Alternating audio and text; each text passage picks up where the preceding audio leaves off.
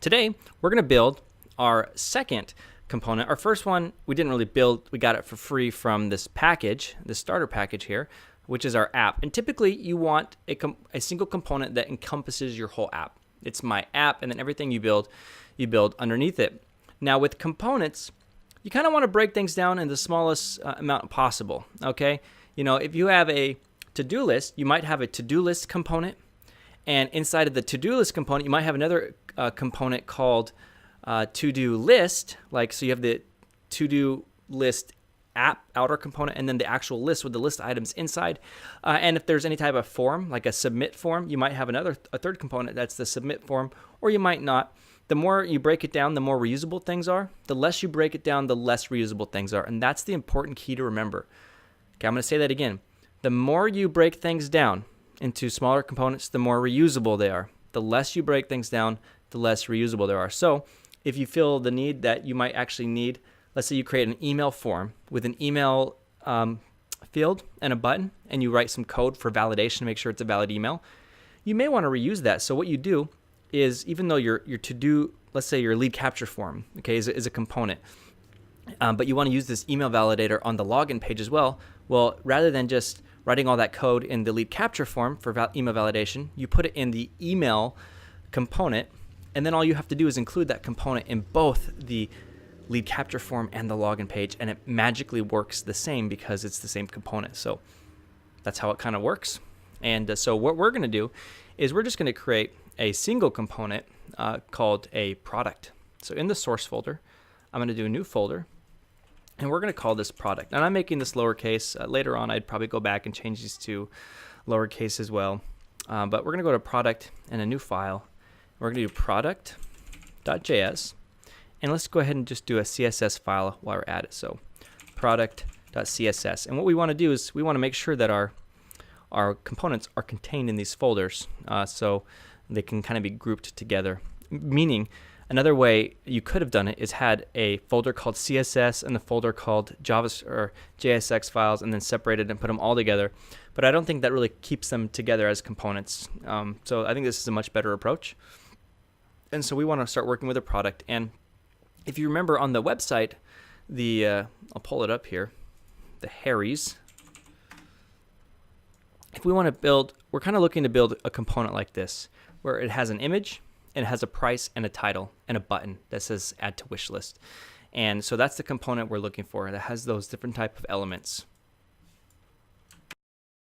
So let's build that component. And of course, we're using Bootstrap, so just keep that in mind as you start working with Bootstrap and you start thinking of grid systems and things like that. You know, where's the best place to put the columns and rows? And it's probably in the parent class, okay? You probably don't want to say, in most cases, my component is 3 columns wide. You probably want the component that's above it to specify how big it is, because one screen might implement it at a certain size and another screen might implement it at a certain size. But that's for you to decide. So what we're going to do is import React and component. So React and component from React.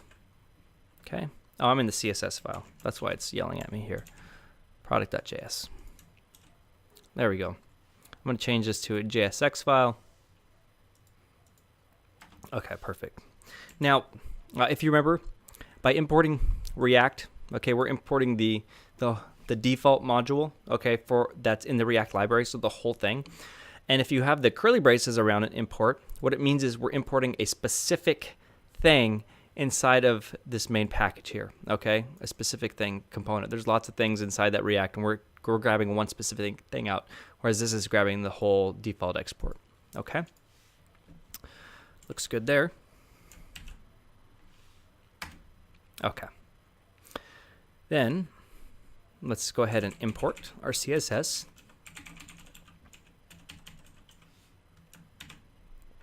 All right, so product.css, that's there. That looks great.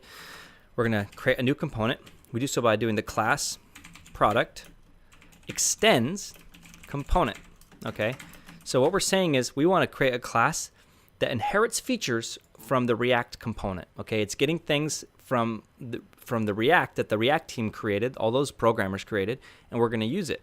Okay, and then we're going to render. Okay, and with React, whenever you want to show something on the screen, you call the render function. Okay, this render function, of course, is not available in regular ES6. This is a special function particular to the component. Okay, if we didn't have this here, extends component, this would mean nothing. But this does mean something, and so this component, it means we want to render something onto the screen. That means what we're going to put on the screen. And now we can start writing the HTML for our component. Now you want to think small. Don't think, oh, the big web page, and where does this go and that go? Only think about your component when you're writing this code here for your HTML and your CSS. Okay, so we're going to say div class name. We don't say class in React like you're used to doing with HTML. We say class name. And we're going to say card. Card is a Bootstrap card, okay? If you want to get more information on Bootstrap, like what's available, you can, of course, go to their website, click the documentation, click components, cards, and you can see all the different things available, and they have examples of how to use it, okay? So this is a Bootstrap thing. Okay, we're going to call it card. And it needs an image, so img class name equals card-image-top. That's a Bootstrap thing. Again, this is a Bootstrap portion of it, okay? Let's give it an alternate equals product. All right, let's end that image. Also, another thing to note, in standard HTML, sometimes you may not include closing tags on things like image, etc.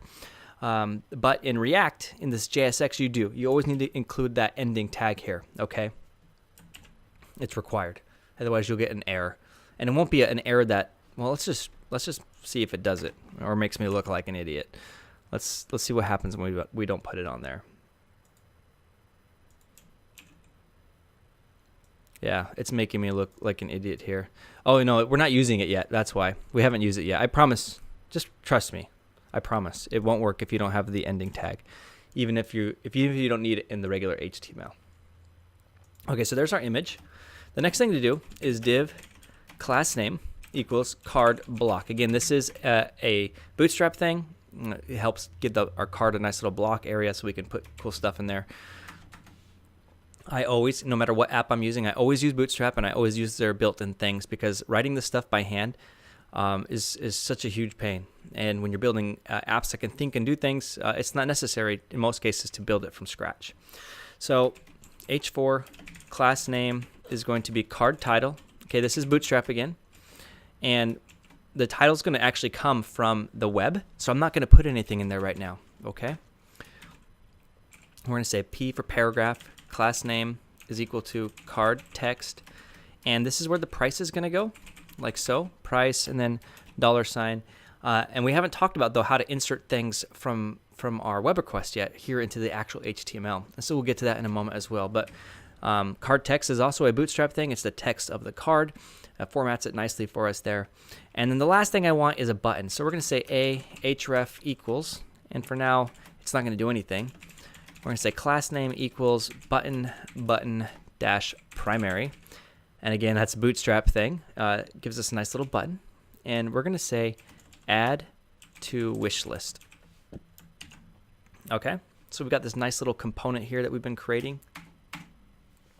And of course, our indenting is all funky because I haven't configured it yet, but that's fine for now. So class name card, this is all looking good. End div. There's our render function.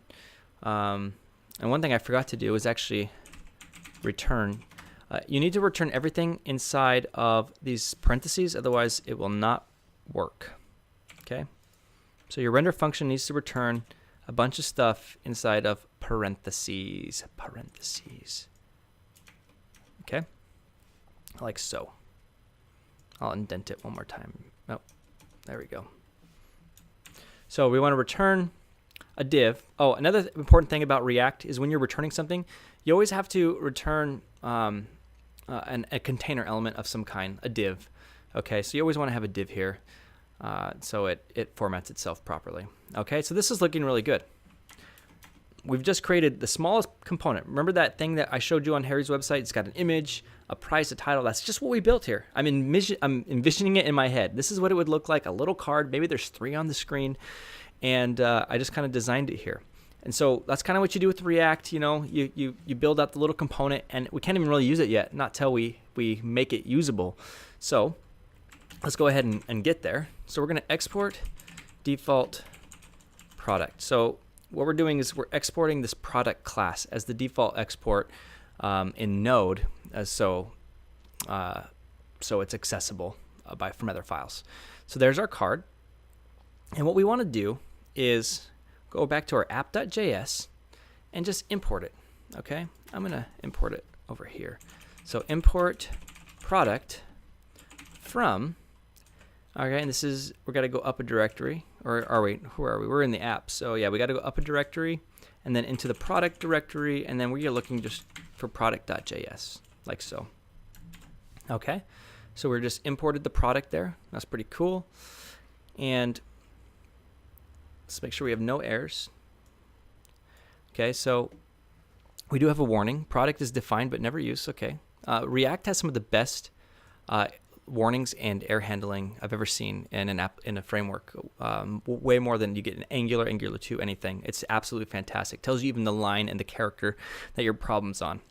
So that's fine. We're not using it yet. And so how would I actually use this here? Well, what we could do is, let's see, we got this app intro to get started. Edit this. Yeah, I don't care about this. What I want to do is make another div here. And let's call this class name is going to be equal to, let's say app main. Okay. And just so I have it there, I'm going to go into the CSS file. Let's go into app.js, or CSS, excuse me. And let's make a dot app main. It can be empty for right now. And let's go back to our app.js. And let's just see if we can use our product. It may work, it may not. But the thing is, you notice how when we were creating that product, it didn't give us any warnings or anything. And the reason why is it's not being included yet. Right now, it's a floating file that we're not requiring or using, so it's not even compiling it for us, okay? It's not even checking it for us.